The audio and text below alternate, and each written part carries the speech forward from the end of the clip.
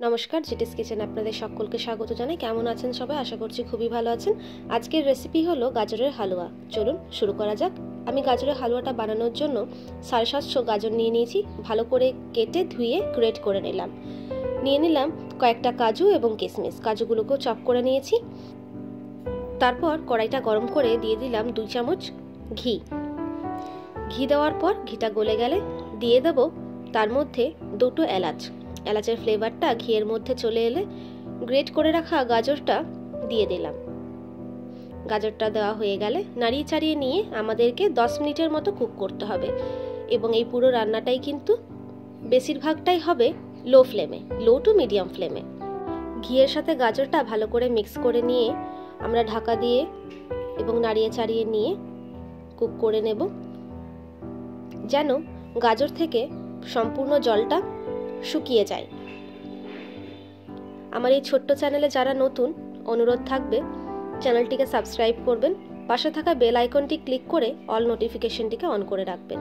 তাহলে আমি video post করার সাথে সাথে আপনার কাছে নোটিফিকেশন পৌঁছে যাবে।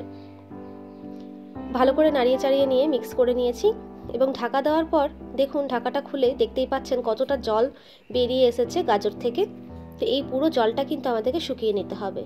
আমার এই পুরো জলটা শুকিয়ে নিতে বা রান্না করতে সময় লেগেছিল 10 মিনিট। যেমনটা বললাম 10 মিনিট আপনাদেরকে করতে হবে এই গাজরটিকে। যখন আপনার গাজরের পুরো জলটা শুকিয়ে যাবে তখন আপনি এখানে দুধ অ্যাড করবেন। এখানে আমি 500 দুধ নিয়েছিলাম। হাফ লিটার দুধকে ফুটিয়ে আমি 250 থেকে 300 করে নিয়েছিলাম। পুরো দুধটাকে অ্যাড করে দিলাম।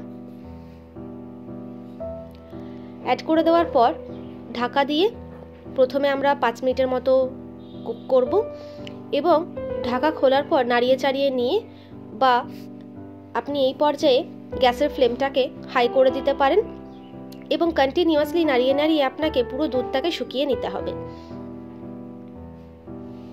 যখন দেখবেন অনেকটা দুধ শুকিয়ে আছে, 90% শুকিয়ে গেছে দুধটা, তখনই আমাদেরকে অ্যাড করে দিতে হবে পরিমাণ মতো চিনি। যে যেমন মিষ্টি খান চিনি অ্যাড করবেন।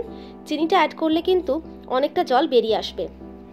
এই জলটা শুকোনোর জন্য তখন আপনারা গ্যাসের ফ্লেমটিকে হাই করতে পারেন। তখন কিন্তু প্রতিনিয়ত আপনাদেরকে নাড়িয়ে যেতে হবে, তাছাড়া নিচে লেগে পুড়ে যেতে পারে। আপনাদের কাছে যদি এমন কোনো রেসিপি থেকে থাকে যা আপনি সকলের সাথে শেয়ার করতে চান, অবশ্যই আমাকে জানাবেন। আমি সেই রেসিপিটি ট্রাই করব এবং আপনার নাম নিয়ে আমার এই চ্যানেলে অবশ্যই পোস্ট করব। এই পর্যায়ে দিয়ে দিলাম ড্রাই ফ্রুটসগুলো। কাজু কিশমিশটা এখানে অ্যাড করে নাড়িয়ে চাড়িয়ে নিয়ে মিক্স করে আবারও রান্না করতে থাকলাম। আমার ভিডিওটা ভালো লাগলে একটা লাইক করবেন, কমেন্ট করবেন এবং পরিবারের সাথে শেয়ার করবেন। খোয়া ক্ষীর এই পর্যায়ে অ্যাড করে দিতে পারেন। কিছুটা আমুল দুধও এখানে অ্যাড করা যায়, তবে আমি করিনি। অ্যাড করলে স্বাদে কিন্তু বাড়বে।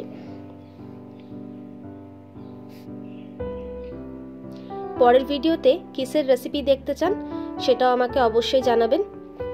সেই রেসিপি নিয়ে যত শীঘ্রই সম্ভব আমি আসার চেষ্টা অবশ্যই করব।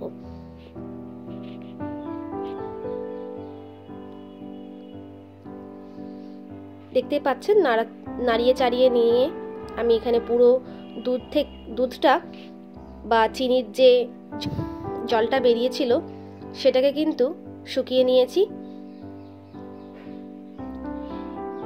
এই পর্যায়ে কিন্তু আমাদেরকে এটা নামিয়ে নিতে হবে, কারণ ঠান্ডা হওয়ার পর কিন্তু যেটুকু দুধটা আছে বা চিনির রসটা আছে সেটাও কিন্তু শুকিয়ে যাবে। চলুন সার্ভ করে দেখাচ্ছি। বোলের মধ্যে দিয়ে কিছুটা কাজু দিয়ে দিয়েছি। এরপর আপনি পরিবেশন করুন। দেখা হচ্ছে পরের ভিডিওতে নতুন রেসিপির সাথে। সুস্থ থাকবেন, ভালো থাকবেন, সাবধানে থাকবেন।